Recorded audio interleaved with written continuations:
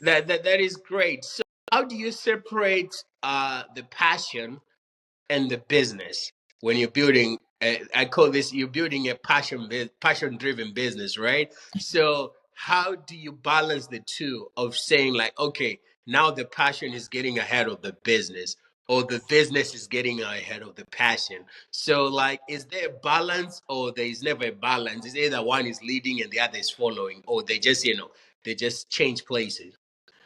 I think you have to be able to strike a balance. You have to be able to strike a balance. You have to be ruthless at certain times. You have to be very decisive at certain times. You have to show that these are our boundaries. When we signed a contract, you said you can pay, you need to pay up. It's not like we are delivering some worky, services, but we are talking about top stuff here, the highest grade that you can get.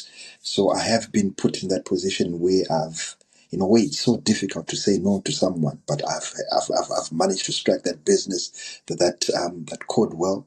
Um, it's a difficult thing to balance, but it has to balance because the facilities are not going to be there by passion, just by passion.